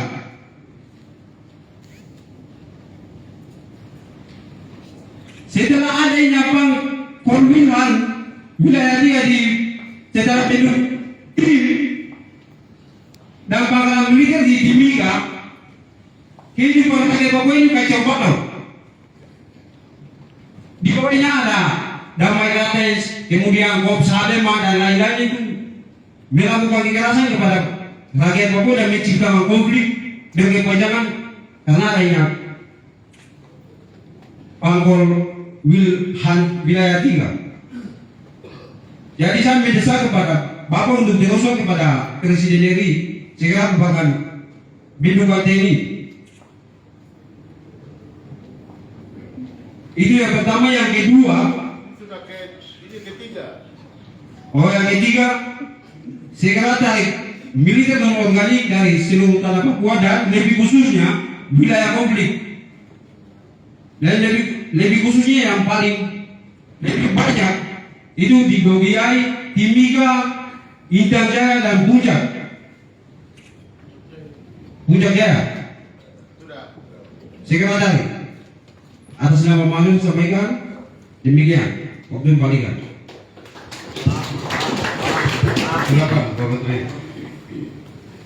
Yang Sima Patoa ya, Sima Pitoa itu ini. Di sini ada nggak yang bisa coba tanya dulu Sima Pitoa ke BPR ATR BPN ya, kantor di jalan apa ini? Kantor agraria, kantor kehutanan, kantor pertambangan energi, wilayah yang sedang dimasuki oleh Satgas PKH itu wilayah konsesi mereka. Sebelum nanti supaya ada bicara, ada harus tanya ke Kementerian ATR BPN, Kementerian Dinas Kehutanan, Dinas ESDM, apakah itu masuk wilayah konsesi perusahaan, penguasaan lahan perusahaan atau hak guna usaha. Berdasarkan itu, karena Satgas PKH tidak bisa serta-merta mengambil lahan masyarakat, tapi lahan yang dikuasai oleh korporasi atau perusahaan Itu yang dia punya kewenangan. Karena itu gini, sebelum menyampaikan pernyataan tadi, sebaiknya cek dulu apakah ada izin, apakah ada sertifikat, apakah wilayah konsesi mereka atau tidak. Karena tidak bisa masyarakat Satgas masuk untuk ke wilayah-wilayah hunian penduduk atau dimiliki oleh rakyat biasa. Ada aturannya, ada aturan. Jadi saya minta siapa Musa Koma untuk datang. Sudah pernah tanya ke Kementerian Atar BPN belum? Sudah belum? Ini. Nggak, pertanyaan saya, sudah atau belum? Belum. Bagus, kita cukup tanami jujur. Ya. Terus sudah pernah nanya ke kehutanan belum? Belum. Belum. Sudah pernah nanya Kementerian SDM belum? Belum. Sudah belum, kamu bilang itu masuk ke wilayah lahan. Jangan izin. Gini. Sudah, tidak usah lawan. Kamu tanya dulu mereka, apakah wilayah yang dimasuki atau diambil oleh Satgas itu adalah wilayah yang ada konsesi usaha belum. Baru nanti ngomong, ya. Baru nanti bicara. Karena mereka juga Satgas tidak akan bisa serta-merta masuk mengambil lahan hunian penduduk yang dimiliki rakyat. Tidak mungkin. Sudah. Tidak mungkin mereka akan mengambil lahan hunian masyarakat. Saya yakin mereka punya dokumen. Ya. Oke? Sudah, kamu nggak usah ngomong. Kamu belum nanya ke Kementerian Atar BPN kok. Kehutanan juga belum, SDM juga belum. Kenapa kamu protes? Jangan-jangan tempat kampung halamanmu tidak dimasuki oleh mereka, hanya perasaan. Ya.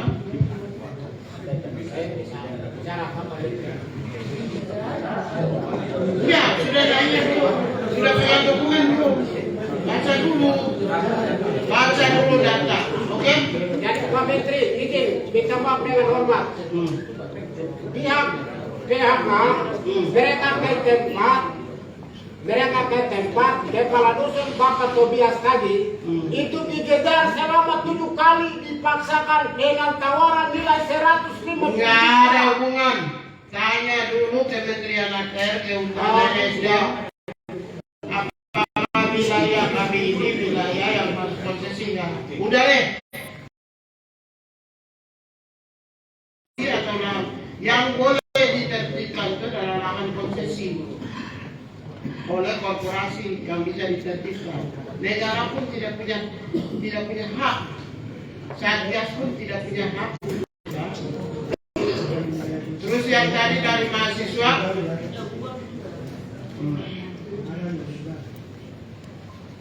nah, ini ya, kalau yang usulan mahasiswa itu sudah berapa kali ke Komnas HAM. Komnas HAM itu pengadilan. Komnas HAM itu yang memproses hukum. Komnas HAM itu yang bisa memponis, mengadili, menghukum. Sudah berapa kali datang ke Komnas HAM melaporkan berbagai kasus yang dihadapi. Ya, kalau eksekutif itu anak buahnya pemerintah, presiden. Komnas HAM itu adalah lembaga penegang hak asasi manusianya.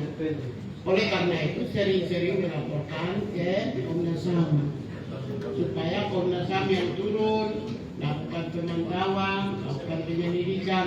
Tapi memang kemampuan sumber daya anggaran, sumber daya manusia di Komnas HAM terlalu kecil. Itu juga selalu dari apa? Makanya saya minta orang Papua Tengah dan orang Papua siap-siap nanti 2027 dari anggota Komnas HAM. Bila perlu 2 orang. Nanti kalian masuk supaya kalian bisa memperjuangkan perjuangan keadilan itu di dalam organisasi yang jelas. Ya.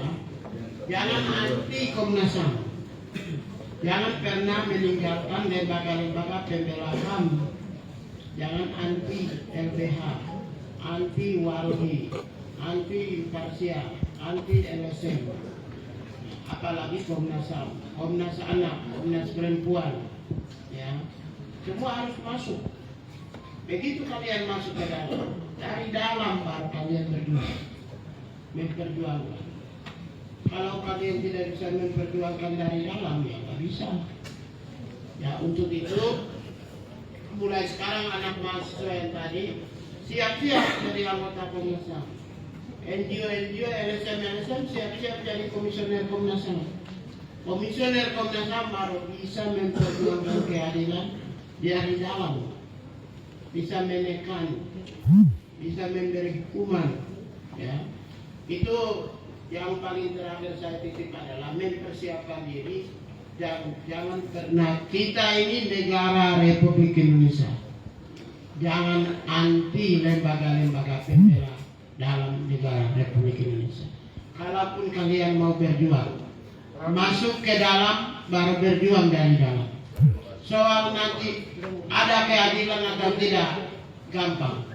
Anggota DPR itu banyak orang. Satu orang tidak bisa menjamin keputusan keadilan karena keputusan bersama. Komnas HAM juga biasanya 10 orang, 11 orang. Ya, tidak bisa juga memberi kejaminan keadilan tahu bagi masyarakat yang kita berjuang. Karena pengambilan keputusan 10 orang. Tapi kehadiran kita di dalam minimal ada suara di dalam. Minimal. Oleh karena itu Komnas Disabilitas, Komnas Anak, Komnas Perempuan, Komnas HAM, orang Papua harus dekat. Saya juga tidak pernah lewat Komnas HAM, tidak mungkin saya jadi menteri. Pasti. Dan saya berjuang dari dalam. Dulu saya berjuang 2 kasus HAM berat di Aceh. Dulu saya berjuang kasus Bania. Emang gampang. Memang gampang. Memang keputusan pengadilan itu bisa diperdebatkan. Tapi memang gampang dari dalam. Berjuang setengah mati juga. Tapi lebih parah lagi kalau kita tidak di dalam. Jadi anak-anak yang anggota DPR, mantan anggota DPR, ya, LSM, NGO, itu harus mau masuk menjadi bagian dari organisasi civil society atau organisasi lembaga negara seperti Komnas HAM, Komnas Anak. Kalau Komnas Anak, kita bisa berjuang ketidakadilan yang dihadapi oleh anak-anak. Kalau Komnas Perempuan, kita juga bisa berjuang korban-korban perempuan yang di mana-mana di seluruh Papua. Komnas HAM, kita bisa berjuang dalam berbagai hal, sumber daya alam, adat, dan segalanya. Ya, saya ingat waktu dulu Aceh sebelum masalah selesai, itu komisioner Komnas HAM itu ada 3 orang Aceh di dalam. Direktur LBH orang Aceh, Elsam orang Aceh, Walhi orang Aceh. Sehingga apa? Mereka berdua.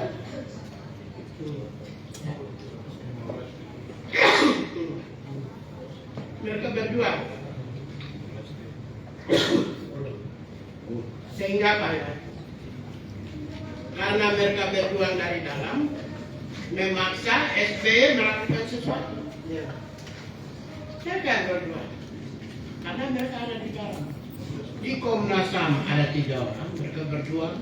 Komnas Perempuan, Komnas Anak ada orang Aceh, Direktur LBH orang Aceh, Direktur Imparsial orang Aceh, Elsam orang Aceh. Ya, mereka semua satu menekan pemerintah melakukan perdamaian di Aceh. Di Papua kan yang satu-satunya komisioner orang Papua kan cuma saya. Apa perlu kalau saya itu mau aja kalau bagi 2, satu di sana, satu di sini, kan nggak bisa. Makaina ke Koda, Makaina belajar, ya, Makaina masuk lawan. Kalau hanya ngomong, semua orang anak kecil yang baru lahir juga bisa ngomong. Sekian, terima kasih. Renungkan baik-baik. Izin Sudah cukup. satu yang tadi terlewati. Terima kasih Pak Menteri yang kami hormati. Saya Kepala Suku Nge Provinsi Papua Tengah Melkias Muyapa ucapan selamat datang Pak Menteri. Menteri adalah anak daerah. Menteri datang dalam rangka membuka keran. Selama ini tidak pernah membuka keran. Kami seluruh rakyat Provinsi Papua Raya dan lebih khusus lagi daerah Mepago. Kondisi Papua hari ini tidak baik-baik saja. Dengan ini kesempatan yang indah ini bukan sekarang kapan lagi. Ya, bukan sekarang kapan lagi. Ini momen yang tepat. Sejarah yang terbukit 60 tahun sampai hari ini buka keran. Dengan ini saya menyatakan sikap atas nama seluruh rakyat Provinsi Papua Raya dan lebih khusus lagi daerah Mepago yang kami cintai ini. Momentum yang hari ini menentukan nasib Papua ke depan dan seterusnya. Dengan ini selama aspirasi dari 8 kabupaten mereka sampaikan terus sampai 14 kali. Seluruh aspirasi ada di Dewan Perwakilan Rakyat. Semua ada, sebentar lagi mereka serahkan. Dengan ini saya sampaikan kepada Bapak Menteri, tolong aspirasi ya kami nanti antar ini tolong sampaikan kepada Presiden.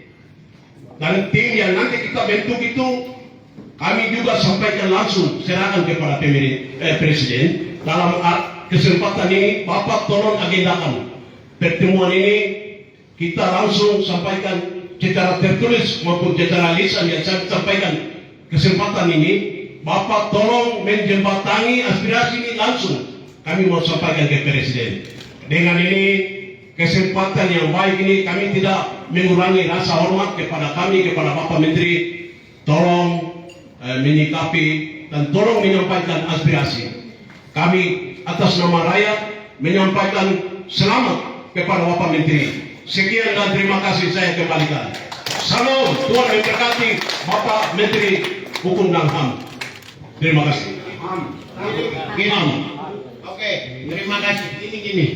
Saya mau kasih tahu ya. Tidak ada menteri yang berani bicara seperti ini yang berikut ini. Kalian ngomong dengan anak buahnya langsung Prabowo Subianto. Yang saya ngomong itu kamu lakukan. Kamu dengar nggak? Mana ada sih yang berani buka kayak begini? Mana ada menteri yang bisa buka ini? Kalian ini ngomong dengan anak buah prajurit Prabowo. Saya bilang kamu siapkan advokasi, ambil data, kumpulkan pembela, kamu lakukan.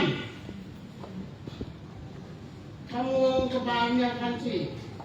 Mau presiden, ini anak buahnya presiden, kamu nggak percaya? Ini Natalius ini, prajuritnya Prabowo.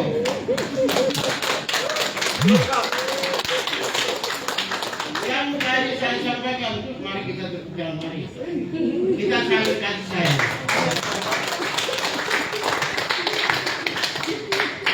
Dari 100 menteri yang bisa ngomong kayak gini cuma Menteri HAM. Yang bisa menyatakan kamu kok tidak percaya anaknya Prabowo, itu hanya Menteri HAM. Tidak ada yang berani. Karena yang lain tuh setelah ngomong dia was-was dicopot jabatan kau. Nah, yang saya sampaikan, ya, Prabowo juga suka kalau kamu itu membela keadilan orang kecil. Dia juga suka menyampaikan penderitaan, kemiskinan, kebodohan, hutang huruf, orang stunting. Suka, kami semua suka. Masalahnya kamu kumpulin data. Masalahnya kamu membela itu. Ya, sekian ya. Yang tadi saya sampaikan itu catat dan kalian lakukan yang menjadi pekerjaan kalian. Dan kalian kan anggota DPR yang punya kekuasaan, digaji oleh uang negara, uang rakyat kecil. Sudah tulis semua. Ya. Jangan hanya pernyataan serahkan, lakukan. Anggota DPR itu lakukan lapangan. Ya. Sekian, terima kasih, dan saya senang, saya bahagia kita ngobrol secara terbuka. Ya. Saya dengan bos itu egaliter. Saya punya bos juga egaliter. Kalau kalian marah kami marah kalian, jangan sakit hati. Ini bukan pemimpin lama yang anti dikritik. Sudah terlatih kami ini. Jadi kalau saya labrak balik, ya kamu larang balik, sama aja, kita sama-sama 0-0. Oke? Ya, kalian kritik saya kritik balik 0,0. Selesai. Sekian, terima kasih. Pak Menteri, saya tambahkan satu. Di Papua ini, Papua Raya, itu berupa krisis center HAM Papua di Nabire. Oke, sudah. Pak Menteri ada ini ya, reaksi. Mari silakan yang mau menyalakan. Jadi Pak Menteri, kesimpulannya adalah daerah akan menyiapkan data pengungsi. Yang kedua, kita mendorong agar dilakukan upaya-upaya hukum terhadap kasus-kasus yang berkembang.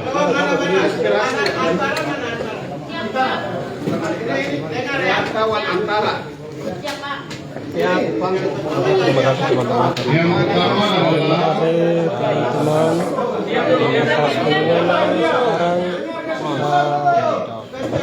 ada DPR Papua terus tim khusus. Pertama adalah pemerintah daerah melaksanakan program-program pemerintah demi kepentingan pengungsi. Satu, yang kedua, bagi masyarakat adat, LSM dan juga para aktivis untuk dapat melakukan upaya-upaya hukum terhadap kasus yang berupa advokasi kasus-kasus yang terjadi di wilayah Selamat sore kawan-kawan. Provinsi Papua Tengah. Yang ketiga, Pak Menteri, masyarakat mengharapkan agar dapat dilakukan evaluasi terhadap pendekatan keamanan dengan menarik pasukan non-organik, memperbanyak pasukan organik, dalam hal ini pembentukan polsek, koramil di daerah-daerah konflik, dan pengangkatan anak-anak asli sebagai anggota polisi dan anggota tentara agar mereka yang menjaga daerahnya. Sama-sama mereka akan menjaga Bika NKRI sebagaimana harapan tadi ikat pinggang tadi. Yang ketiga, terakhir kami meminta Bapak Menteri untuk dapat mengatur, meminta agar dapat memediasi. Kami pemerintah Provinsi Papua Tengah dan seluruh tanah Papua bertemu dengan Presiden untuk mendiskusikan pembangunan yang baik di tanah Papua yang jauh dari kekerasan, karena daerah otonom baru ini rumusnya percepatan pembangunan bukan kekerasan tiap hari. Terima kasih Pak Menteri, itu yang kami sampaikan. Terakhir saya gini, semua usulan dari masyarakat sebagaimana yang dirangkum oleh pimpinan DPR Provinsi Papua Tengah, saya hargai. Dan saya hargai ya, saya menghargai. Ya. Yang penting cuma satu yang tadi saya bilang, Jakarta juga susah, yaitu kalau kamu minta Papua merdeka. Kalau yang lain semua kita hargai. Kalau bisa cari solusi, kita carikan solusi. Ya. Semua adalah keputusan dari pemerintah pusat dan juga keputusan dari pemerintah Provinsi Papua dan masyarakat. Saya pikir begitu ya. Ya, terima kasih. Baik Pak Menteri, ini laporan aspirasi yang selama ini kami tampung di DPR Papua Tengah. Kesempatan baik ini kita serahkan langsung. Apa dari samping boleh? Berdiri ke sini. Berdiri. Ya, kelihatan. Pak Menteri, ini laporan tim khusus DPR Papua DPR mereka mengharapkan aspirasi yang masuk rakyat Papua terus mendekati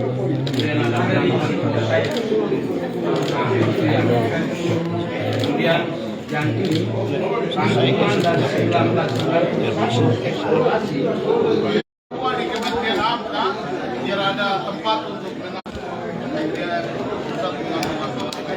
satu lagi, Yes Papua. ini aspirasi yang tanggal observasi Pitoa mereka